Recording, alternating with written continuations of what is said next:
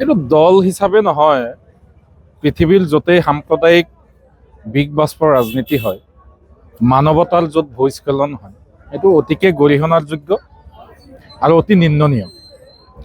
এই মৌলবাদীৰ উত্থানে আজি বাংলাদেশ যি দেশখনৰ যি সাৰ্বভৌমত্বৰ ওপৰত যেনেকুৱা ধৰণৰ কুঠাৰাঘাত আনিছে, সাম্প্ৰদায়িক বিগ বাস্পৰ ৰাজনীতি কৰিছে, এয়া অতিকে নিন্দনীয়, গৰিহণাজনক। আমি অতিকে তীব্ৰ গৰিহণা দিছোঁ।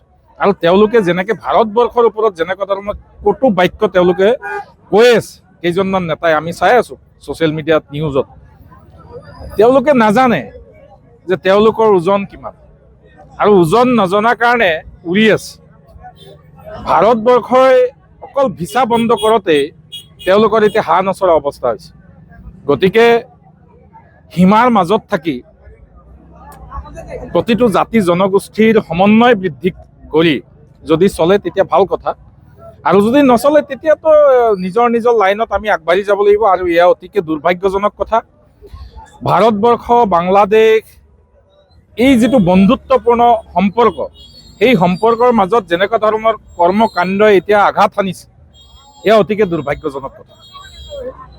গতিকে তাৰ পৰা আমিও সাৱধান হ'ব লাগে।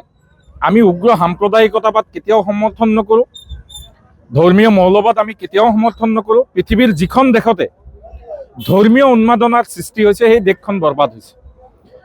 গতিকে আমি আমাৰ সীমাৰ ভিতৰত থাকি, তেওঁলোকে তেওঁলোকৰ সীমাৰ ভিতৰত থাকি কথাবোৰ কোৱা ভাল।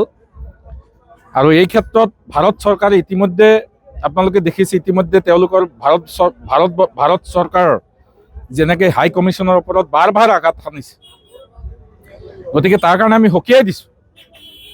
আৰু এই ক্ষেত্ৰত ভাৰত চৰকাৰেও মই দৃষ্টান্তমূলক যি শাস্তি, দৃষ্টান্তমূলক যি পদক্ষেপ ল'ব বুলি আমি আশা কৰিছোঁ।